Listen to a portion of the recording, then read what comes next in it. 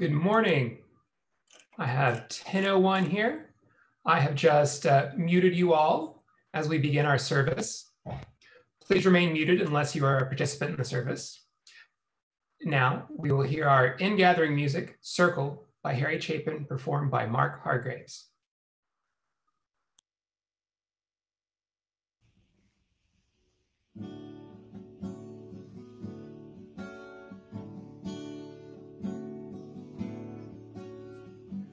All my life's a circle, sunrise and sundown. The moon rolls through the nighttime till the daybreak comes around. All my life's a circle, and I can't tell you why. Seasons spinning round again, years keep rolling by. I feel like I've been here before, can't remember when. I've got this funny feeling that we'll all be together again. There's no straight lines make up my life, and all my roads have ends. There's no clear-cut beginnings, and so far no dead ends. I've found you 1,000 times, guess you've done the same. Then we lose each other, it's like a children's game. Now I find you here again, thought runs through my mind. Love is like a circle, let's go around one more time. All my life's a circle, sunrise and sundown. The moon rolls through the nighttime till the daybreak comes around. All my life's a circle, and I can't tell you why. Seasons spinning round again, years keep rolling by. Years keep on rolling by.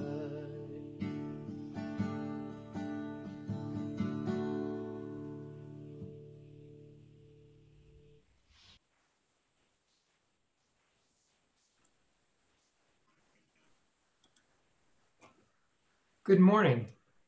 Welcome to Paint Branch Unitarian Universalist Church, meeting here online this morning. I'm Clark Ritz. My pronouns are he and him. I am one of a team of worship associates that works with the minister, church staff, and others in bringing you worship services, even when it's best that we don't meet in person. We strive to be a welcoming community. We are from all over. Our families have come from different countries. Among us, we have a range of sexualities. We have a range of shapes and sizes and appearances and identities. We have different physical abilities from one another, and we've been waiting for you to join us. And speaking of here, we acknowledge, though we are not in our physical church spaces, that the land where our church's building stands is the ancestral home of the Piscataway people, who have a history in the region stretching from the Potomac River towards the Chesapeake Bay, going back thousands of years. Whatever brought you online this morning, we're so glad that you've decided to share the morning with us. Before we move into worship, let's remember our Zoom skills. So find your mute button, make sure you're muted. It's a microphone icon at the bottom of your screen probably. Find the bubble for your chat screen. These are in different places depending on what kind of device you're using. You can set your own pace for reading the chats by scrolling up and down. You may be able to mute the chats if they distract you. You may also be able to change what you see on the screen from speaker view to gallery view, which will let you see more than one person at once. And just a reminder that we are recording on Facebook and Zoom. right now in chat, please say how many are in attendance via your connection. 1, if it's just you. That way we can get a sense of how many people are attending the service today. If you're visiting us for the first or second time, I invite you to post who you are in chat if you feel comfortable doing so. You can contact the church office if you'd like someone to reach out to you with more information. After service today, we will have coffee hour breakout rooms. At the end of the service, you'll receive a pop-up, an invitation to join a breakout room with a few other folks grouped at random.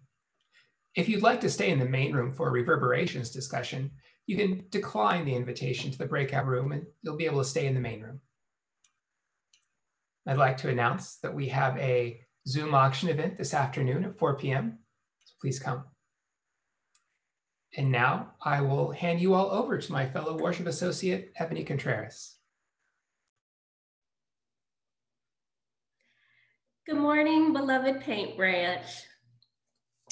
Let's take a deep breath in and a slow, deep breath out as we enter together into our sacred space.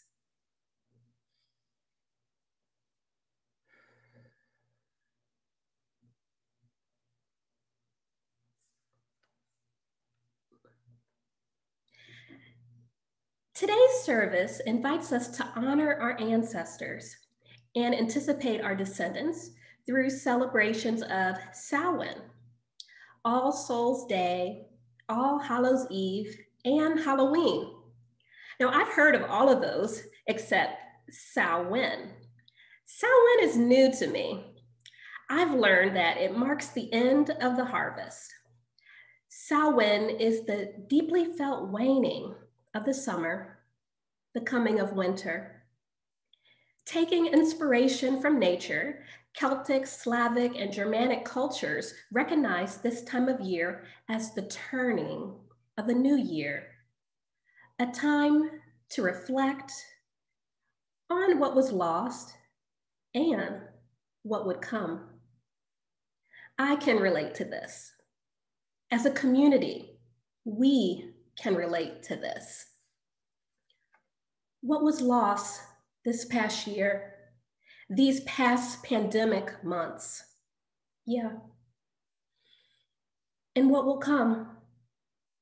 Unknowns about the pandemic, unknowns about the elections, unknowns about our own spiritual community, our people, our leadership. Samhain, a time to reflect on what was lost and what would come. I get that. As Unitarian Universalists, we strive to live out our principles, our living tradition. We do this by opening our hearts and spirits to 6 sources. Today, I'm so excited that we will be affirming and promoting one of our 6 sources in particular. This particular source are spiritual teachings of earth-centered traditions, which celebrate the sacred circle of life and instruct us to live in harmony with the rhythms of nature. And I am absolutely fascinated by paganism. And as I learn more, I come to understand that there are different types or kinds of paganism, like how there are different types of Christians that we call denominations. There's different types of paganisms that are called traditions. So paganism is that umbrella term, similar to how Christianity is also an umbrella term.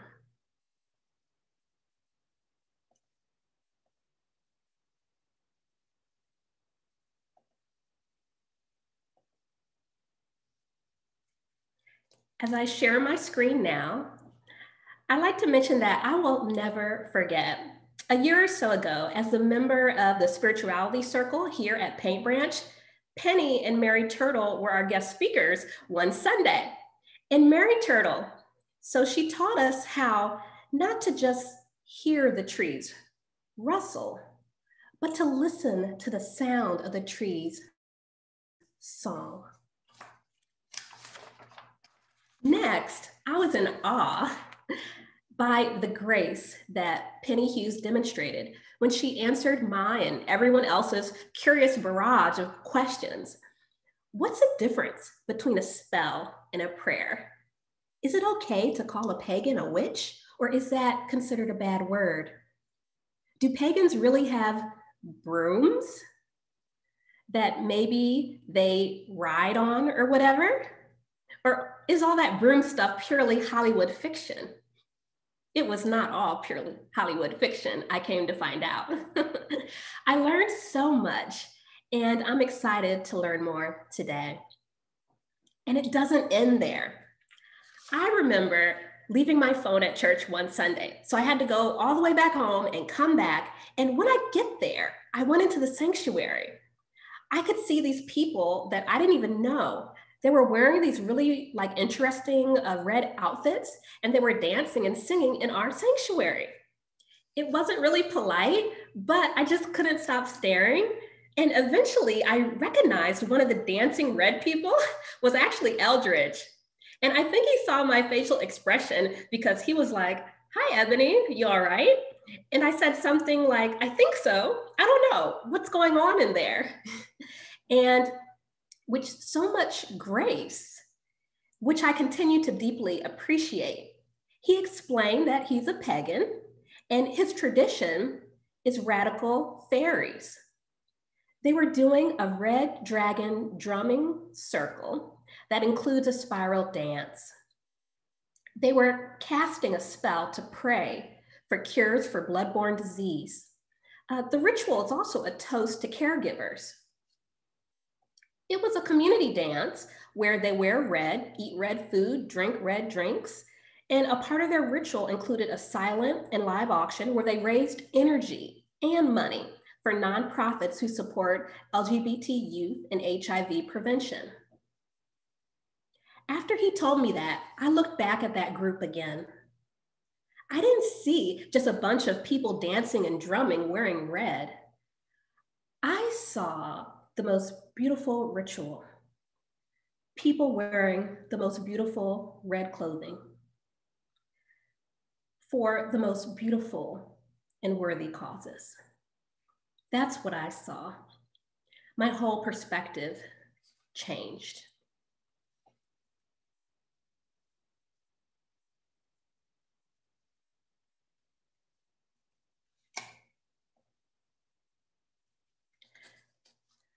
As we settle into our blessed space, let's celebrate the sacred circle of life.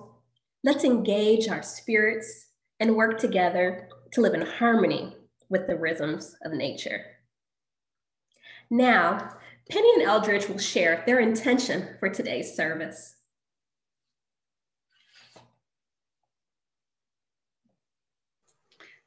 Samhain is a holiday observed by Celtic and Gaelic people throughout Western Europe, which traveled to the United States as those people moved here, whether because of colonization or immigration. This was the third and final harvest festival and was considered the end of the year. All liminal times, the in-between times, were considered to be more holy than ordinary time, a time when spirits from other worlds could cross. Spirits of the dead would return home to visit their families. It was a night to wear disguises, blending in with the spirits, for they could be dangerous. It was a night to light carved pumpkins to guide the spirits or to put out a place for the ancestors. I am Penney Hughes, a Unitarian Universalist and a pagan and a member of Paint Branch UU Church. In the early 1990s, when I first identified as pagan, the number of self-identified pagans were estimated to be in the 200,000s in the United States. The number of pagans has risen dramatically in the intervening 30 years and are likely still undercounted. The number of people identifying as Christian, on the other hand, has decreased dramatically. The Pew Research Center, a nonpartisan think tank that studies society, has studied religious trends in the United States for over the past 30 years. Approximately 35% of the American public now considers themselves non-Christian, many of them describing themselves as unaffiliated. However, 5% of Americans identify as a religion outside of the Abrahamic traditional religions. Last year, the Pew Research Center looked into the US religions again and found just shy of 1 million people in this country call themselves pagan or Wiccan. That would be more than the number of folks who identify as Presbyterians or as Quakers. And now, Eldritch will share.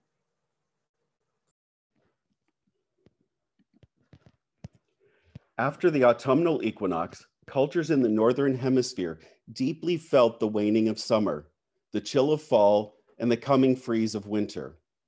Taking inspiration from nature, the cultures of Celtic, Slavic, and Germanic climes recognize this time of the year as the turning of a new year, a time to reflect on what was grown and gained, what was lost and gone, and what to prepare for in the cold time ahead. This service invites our congregation, friends, and family to consider honoring our ancestors and anticipating our descendants through celebrations known as Samhain, All Souls Day, All Hallows Eve, and Halloween. My name is Eldritch, more fully Eric Eldritch, but there are too many Erics at Paint Branch, so I use my spiritual name Eldritch. It is also my legal last name and my husband's. I'm also known as Reverend Eldritch, ordained as a pagan minister within Circle Sanctuary, and you'll hear more about Circle a bit later today. 2 years ago this Samhain, I started the process to become a member here at Paint Branch. 20 years ago, I met Mary Rooker at work, and then I met Mary Turtle, the same person, out in the woods. 20 years ago, I met Carol Carter Walker through Sojourner Truth in DC. My spiritual journey has brought me along an interfaith path, respecting the hearts and minds of all. In my 20s, I left hardcore fundamentalist Christianity and followed radical fairies out into the woods, where I found my home in nature's spirituality. At a free spirit gathering, that's where I met Mary, this song spoke to my soul. Earth my body, water my blood, air my breath, and fire my spirit. I continued following that spiritual path and became a priest and co-founder of Stone Circle Wicca. Today, I work for religious freedom and interfaith collaboration and cooperation. In Wicca, we create a sacred space by casting a circle of protection. We honor the elements, remember our ancestors, pray for our descendants, and prepare for the magic of connecting minds and hearts. Now, in this hour, I cast a circle of light and love as we prepare to light the chalice. Blessed be. Now I invite Shanti Da to light our chalice. We honor the elements as we prepare to light the chalice. We feel the air as inspiration. We see in fire our passion. In water is our compassion, and earth is our grounding. The element of fire represents passion, authenticity, and vitality. As the chalice is the supporting structure of Unitarian Universalism, then we are the flame, our daring to be authentic with one another, and the vitality we sustain in our meeting together.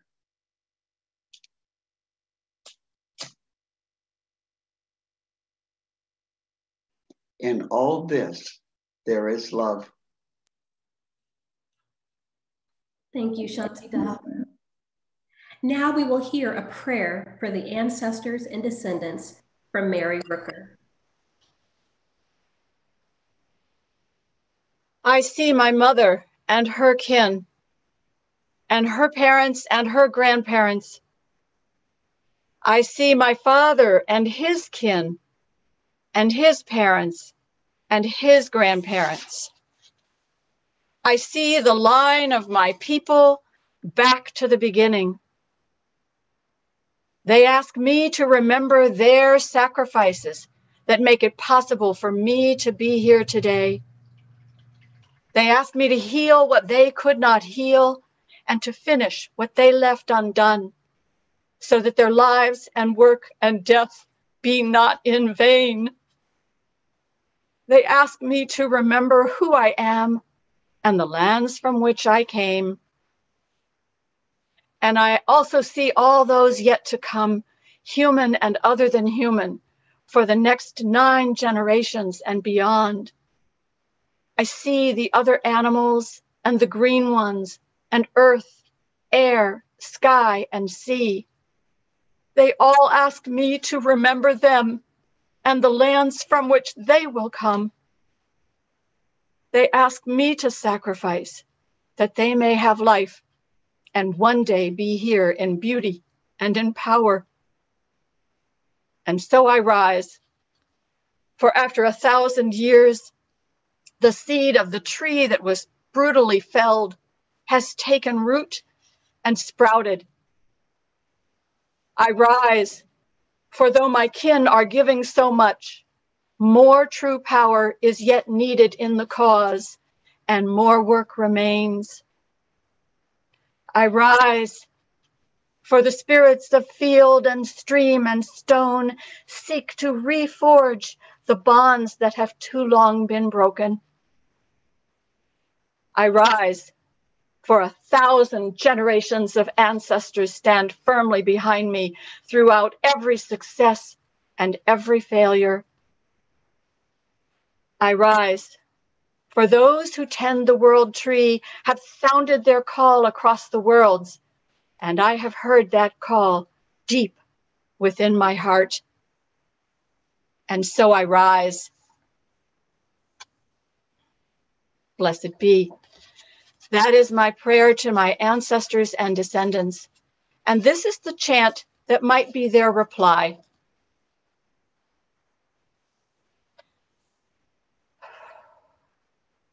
We are the old ones, we are the ancient ones, we bring you vision.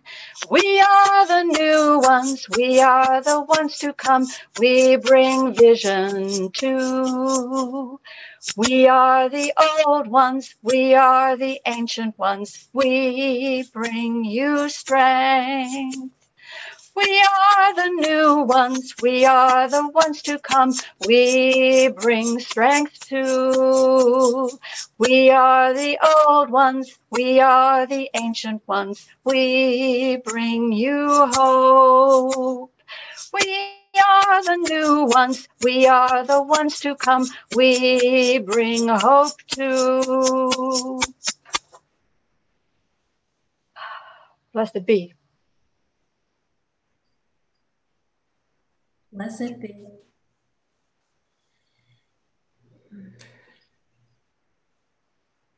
Now, let us join our hearts and minds in a time of prayer and meditation. As we gather in community, we carry with us life's hurts and its great joys. Sometimes sharing these joys and concerns in community can help. You are now welcome to share your written joys and sorrows by entering them into the chat bar. During the intonation, you will hear the song, We Are All Connected, written and performed by Mary Turtle Rooker and Peggy Brennan. It's a shamanic chant from Mary's first shamanic journey group back in the 1990s.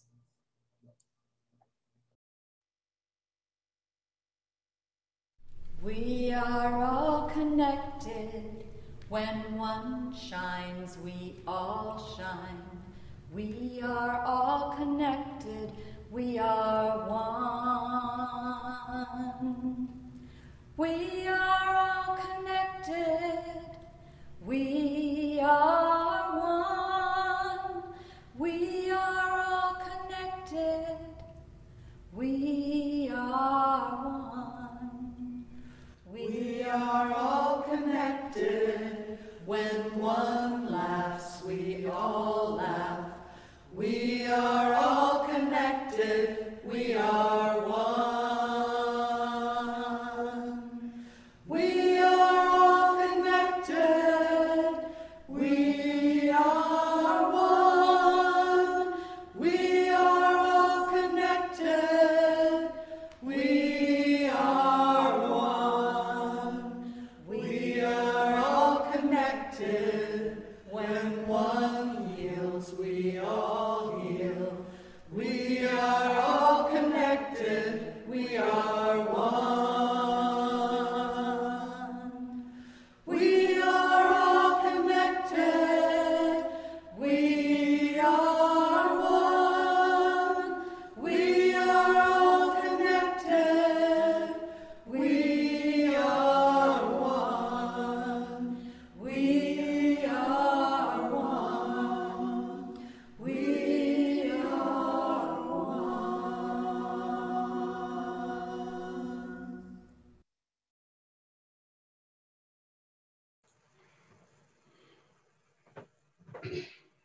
Let us take a moment to acknowledge all that has been shared, the joys and sorrows that remain unspoken, yet deeply felt.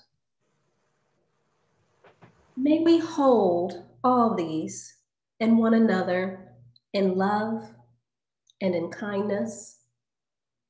May this congregation be a source of strength and comfort and courage and hope in the days and weeks ahead. Amen.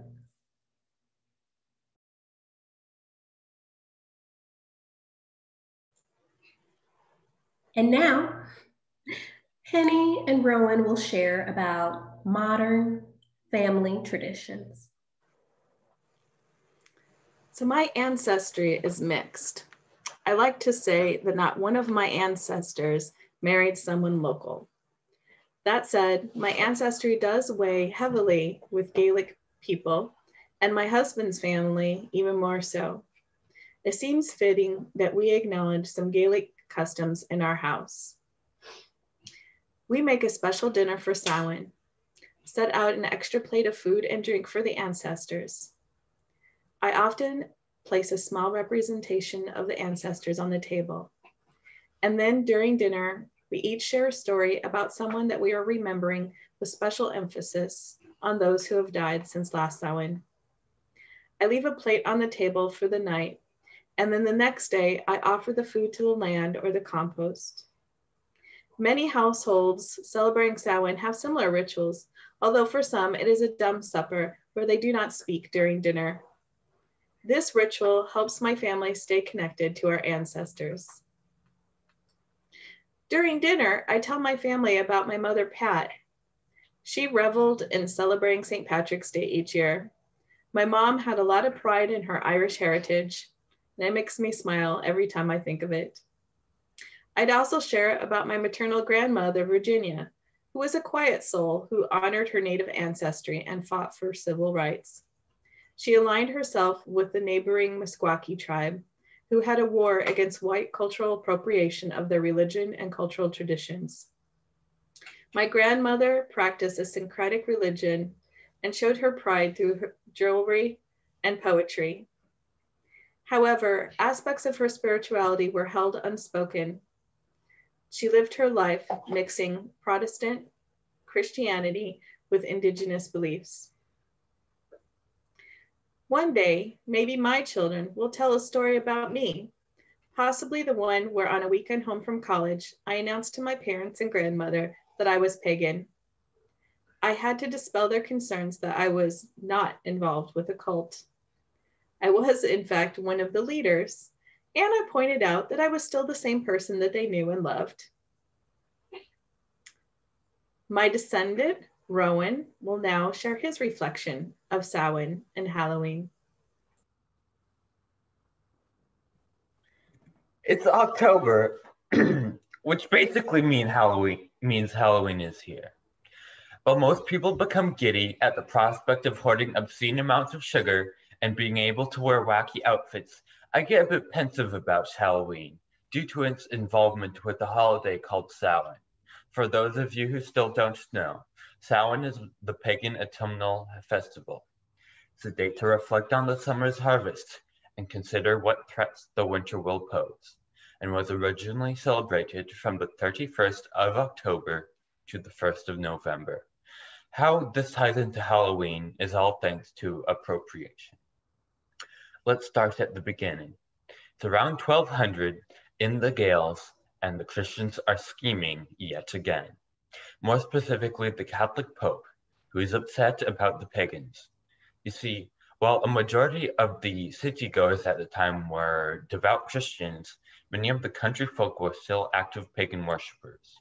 Christians at the time didn't like this because their whole spiel is, oh no, we have to save the heathens from themselves.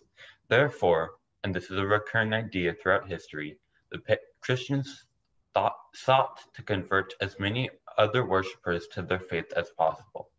Thus, Pope Gregory IV decided to inch one of the Catholic holidays, All Saints' Day, closer to the pagan festival of Samhain. For the unaware, All Saints' Day is a Catholic festival originally celebrated on the 27th of October, but later moved to the 1st of November. It's a day dedicated to remembering the myriad of saints and martyrs recognized by the Catholic faith. And although this conversion was successful, many of the country folk still practiced much of the same religious functions as Samhain on All Saints' Day, which was later renamed to All Hallows' Eve. So, what does Samhain mean to me? I'd say it's a day of culling. You see, back when people were living day to day off the land, winter was a threat to the household in regards to the significantly reduced amount of food available.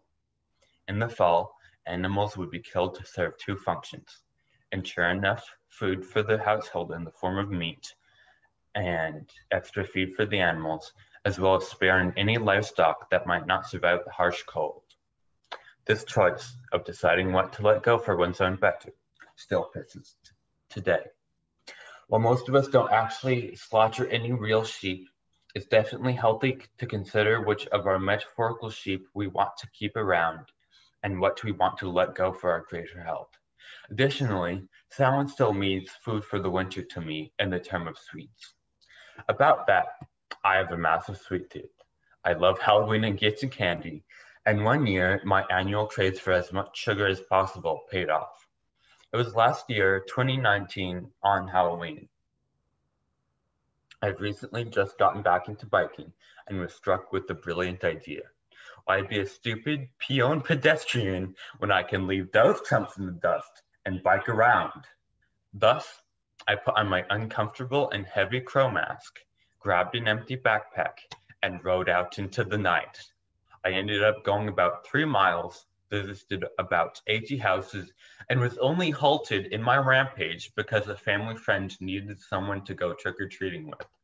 That was by far the best haul I've ever had, weighing multiple pounds and lasting all the way till halfway through November.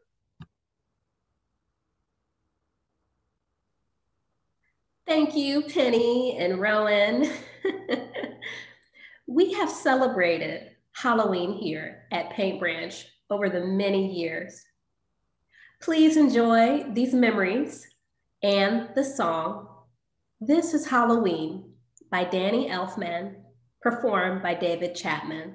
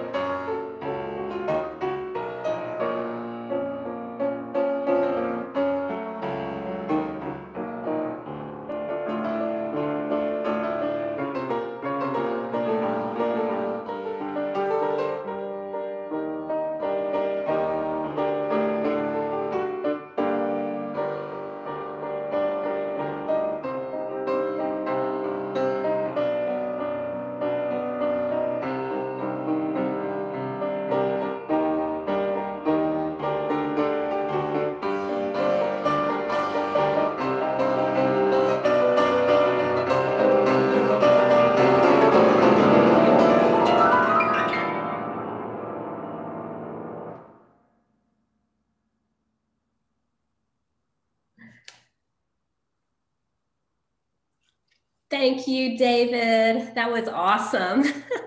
And I love seeing our photos and our memories back in our sanctuary and our lands, especially our young people. So next, we will hear ancestor reflections from Eldritch, Louise, and Rob. In this section of our service, we talk about the ancestors of birth and choice and spirit. Looking back over this past year in society, a year amidst chaos and COVID, societies paused and noted and maybe prayed, but at least paused as new ancestors are created every day. We did not get quiet, sensible, polite notices announcing people's passings. Our phones and laptops have been filled with anguish and tears and respect for those whose deaths have struck a chord with the nation, with the world. Individuals catapulted to become icons, to become archetypes of all that is right or all that is wrong. We say their names. We honor recent ancestors who are now archetypes emblazoned in our hearts and minds. Dear ones recently departed, names we dearly love, lives lost that cry out for truth, justice, and reconciliation. And now, Louise.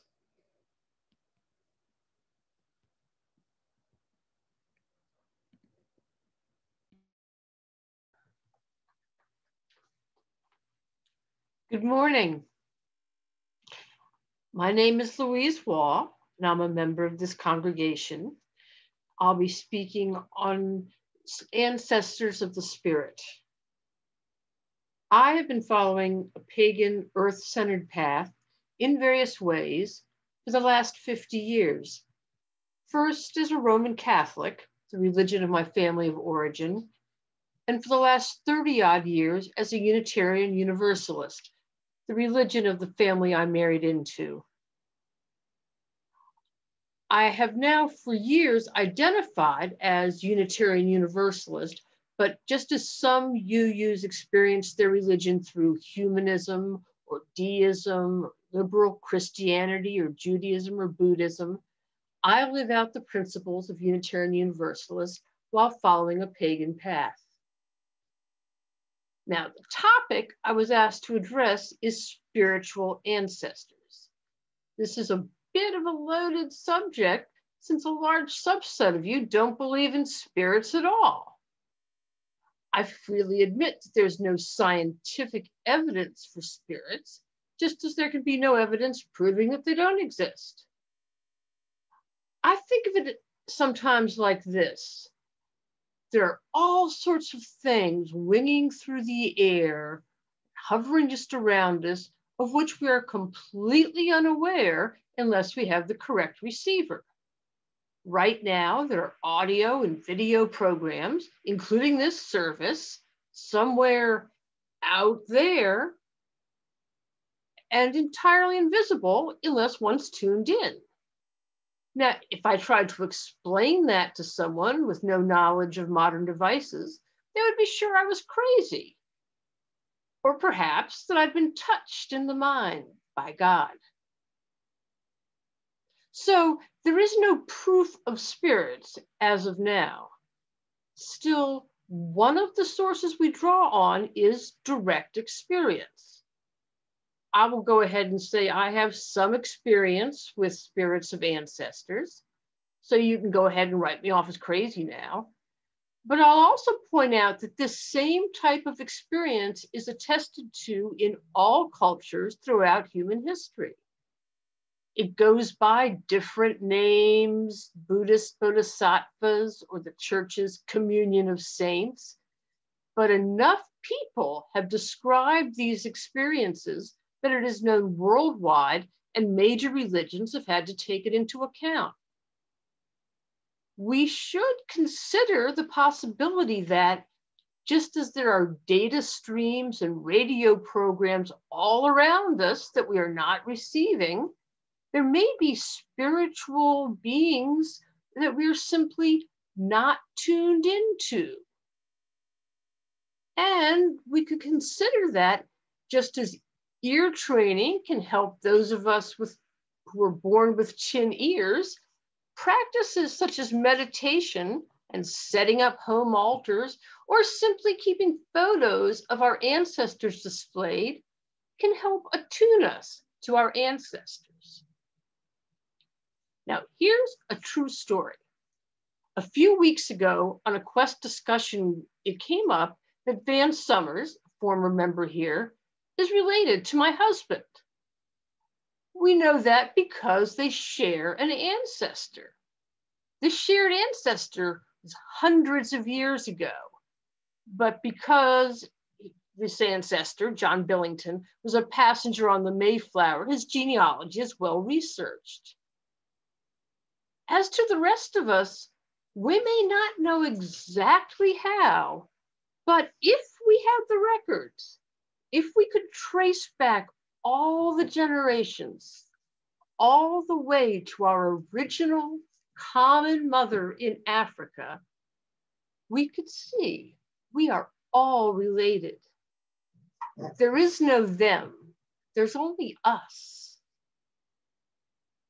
I am aware of and appreciate my ancestors.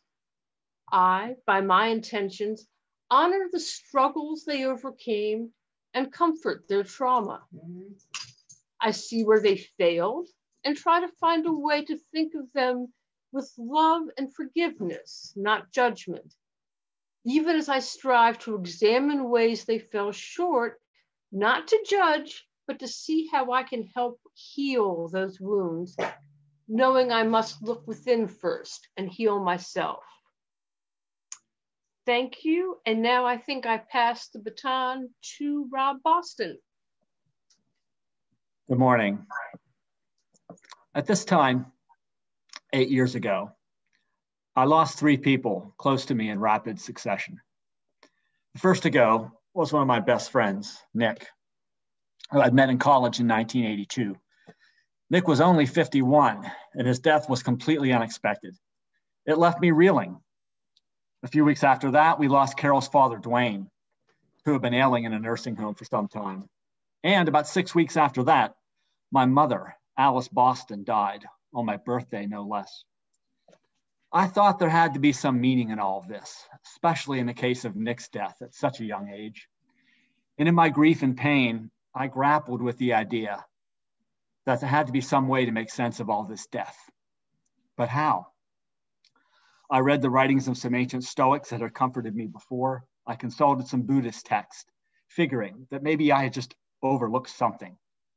And if only I had some additional insight, something I hadn't considered before, perhaps, I could find comfort. What brought me a measure of peace was accepting something that I had actually known all along.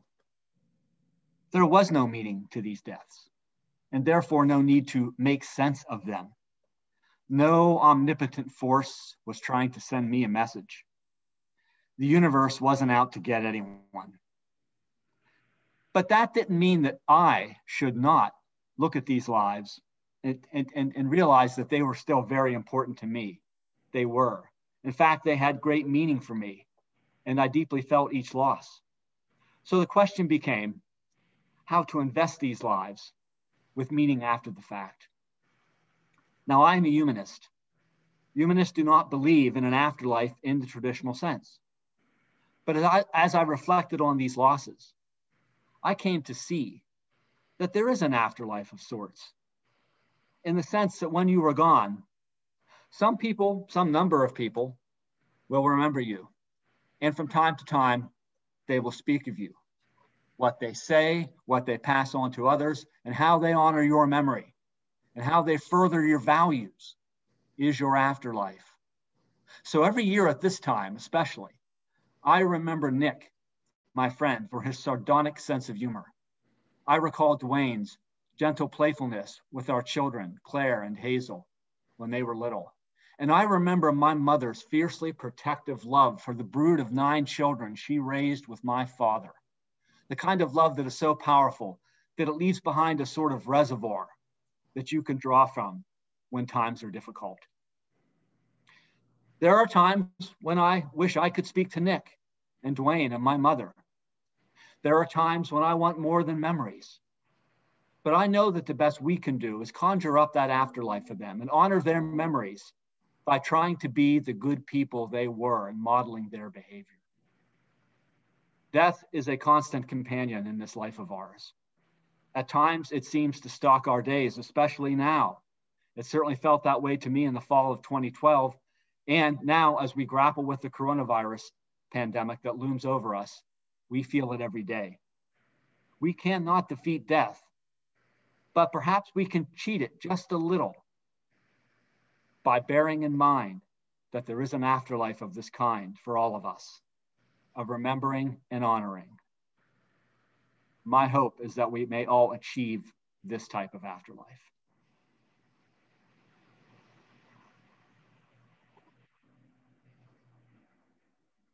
Thank you, Eldritch, Luis, and Rob, for those reflections.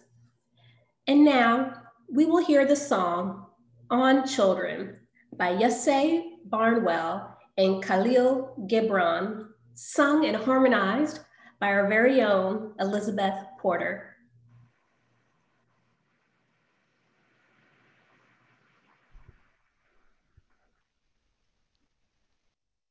Your children are not your children. They are the sons and the daughters of life's longing for itself. They come through you, but they are not from you. And though they are with you, they belong not to you.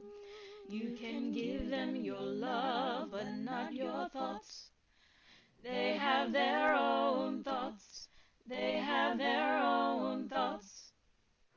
You can house their bodies, but not their souls, for their souls dwell in a place of tomorrow, which you cannot visit, not even in your dreams.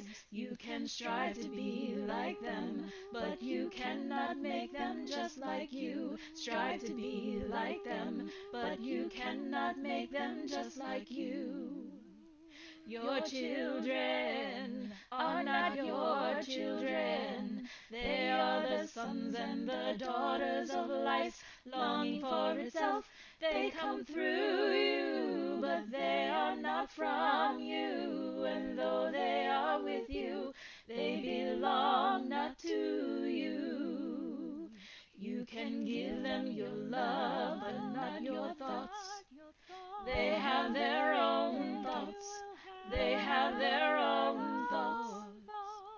You can house their bodies, but not their souls, for their souls dwell in a place of tomorrow, which you cannot visit, not even in your dreams.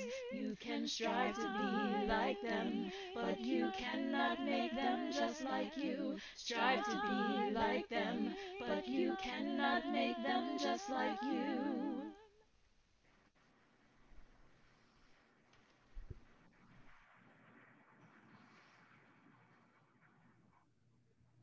Ebeth, that was amazing. Thank you for sharing your gift of song with us always. Now, Abby and I will honor our ancestors. I will start by reading the names of 3 Paint Branch members who've transitioned from this life to the next within the past 13 moons. Lowell Owens, Emma Sue Gaines, John Hallbrook,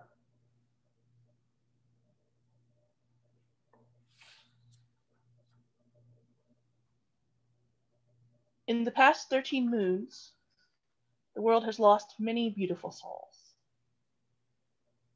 Here are a few of those we find especially meaningful. George Perry Floyd, Breonna Taylor, Chadwick Bosman, Rayshard Brooks, Kobe Bryant, Representative John Conyers, Representative Elijah Cummings, Kirk Douglas, Dame Olivia de Havilland, Representative John Lewis, Justice Ruth Bader Ginsburg, Jim Lair, Little Richard, Peter Green, Sir Ian Home, Katherine Johnson, Terry Jones, James Lipton, Ellis Mercius Jr., David Olney, John Prine, Daniel Prude, Helen Reddy, Dame Diana Riggs, Kenny Rogers, Jean Kennedy Smith, Eddie Van Halen, and Bill Withers. Thank you. Now I invite all of you to type in the names of ancestors who you would like to recognize today in honor of Samhain. Please honor them by placing their names in the chat box.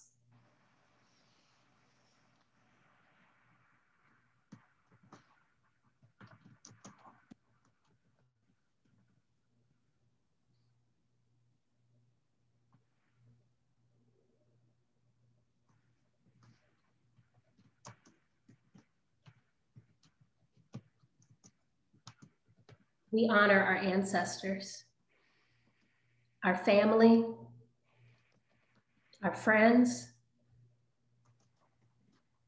our babies, our fur babies, all our loved ones and companions.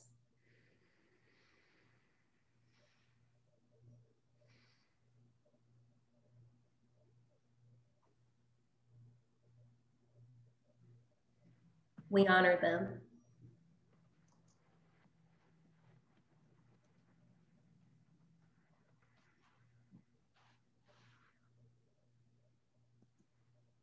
Thank you for honoring your ancestors, family, and friends in the chat.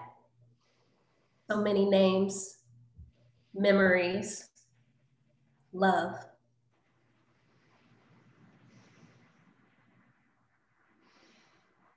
Let's take a deep breath in and out, a moment of silence and love and remembrance.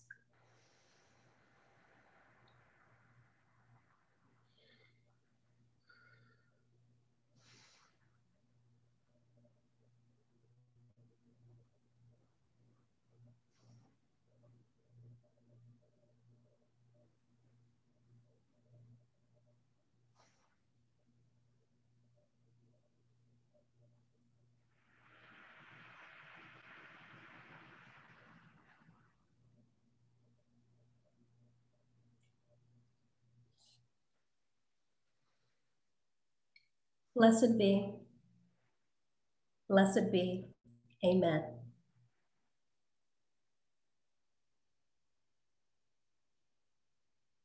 Now let's shift together into offering.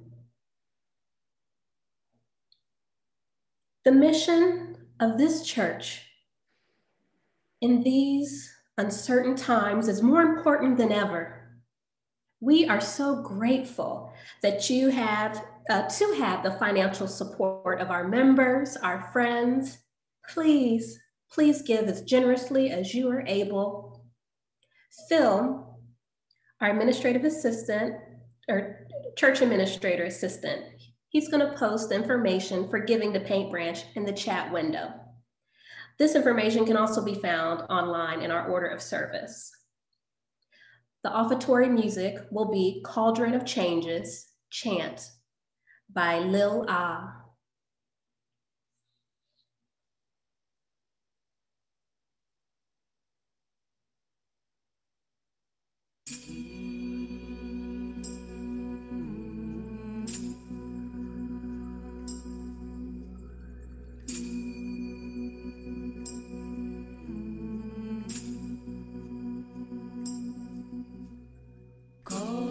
of changes, feather on the bone, arc of eternity, ring around the stone. We are the old people, we are the new people, we are the same people, wiser than before. Cauldron of changes, feather on the bone, arc of eternity, ring around the stone. We are the old people, we are the new people, we are the same people, wiser than before.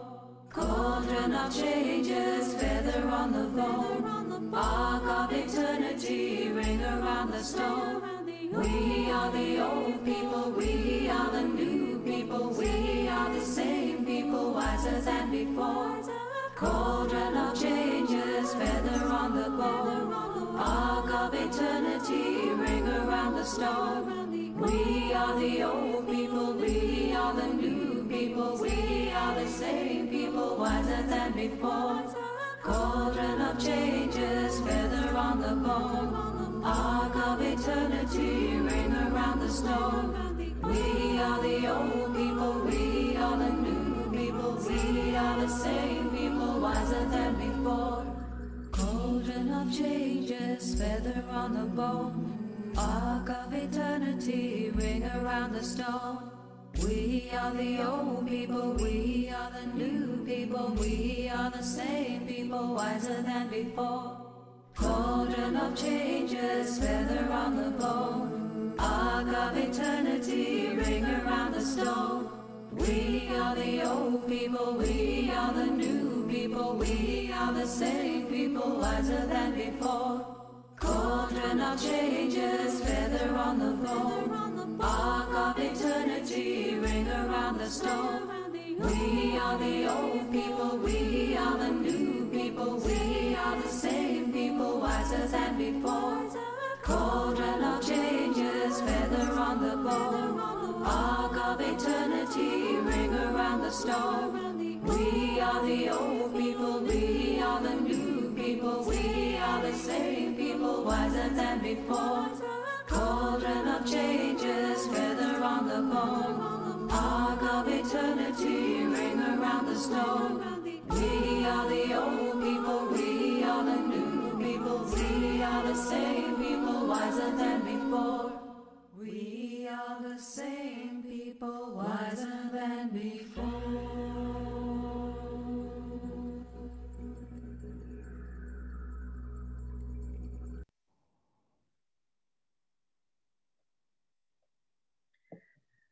Next, we'll have Rob Boston speak about the Lady Liberty League.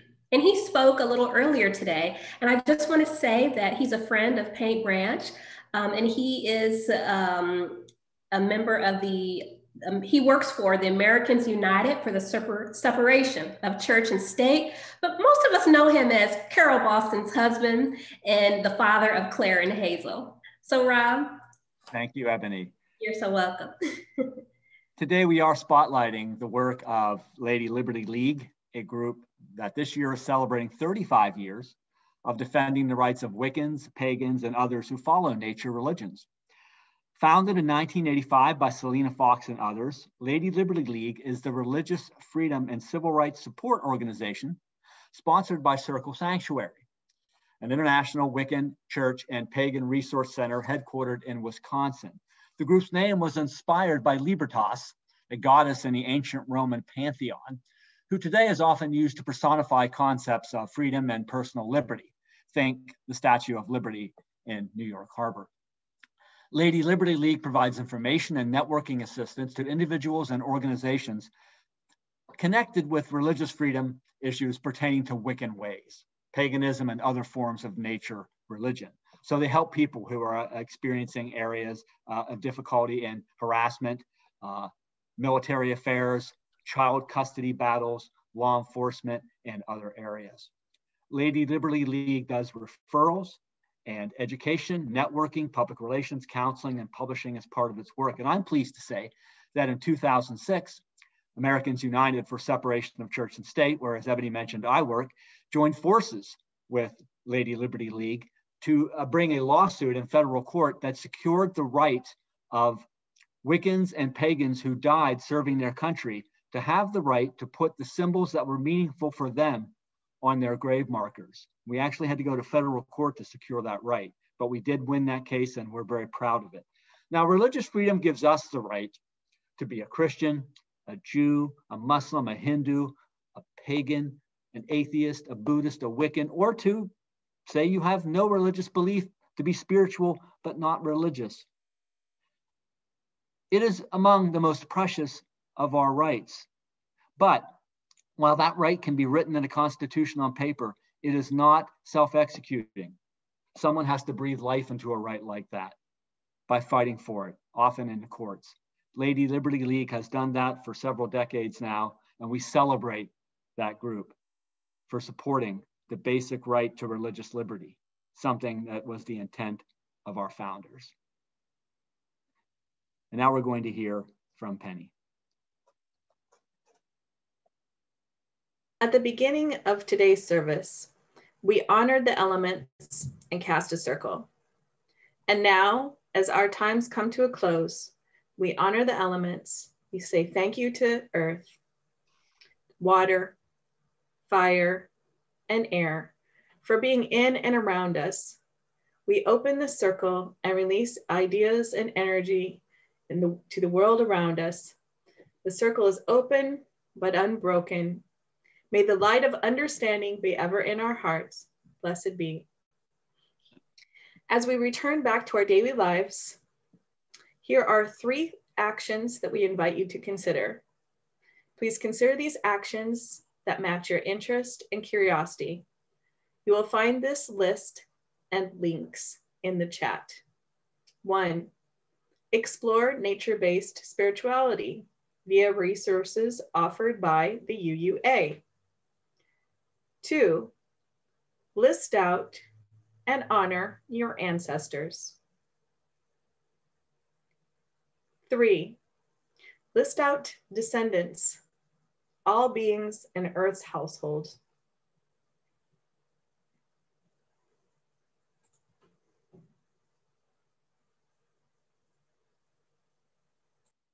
Thank you, Penney.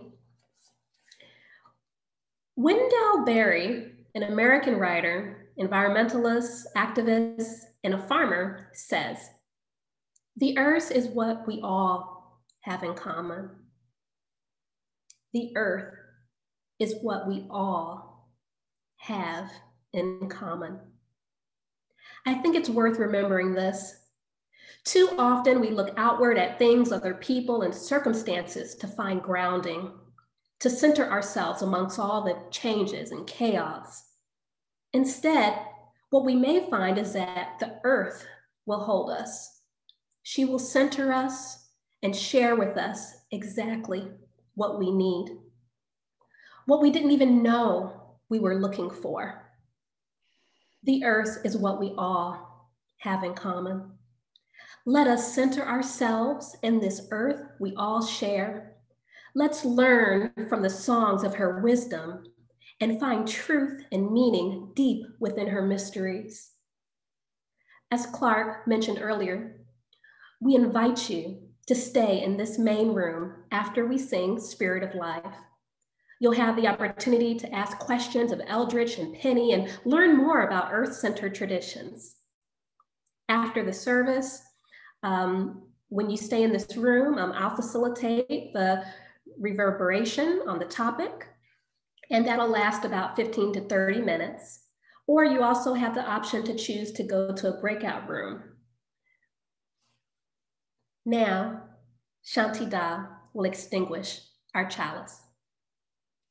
The flame is ever alive, and now, as the chalice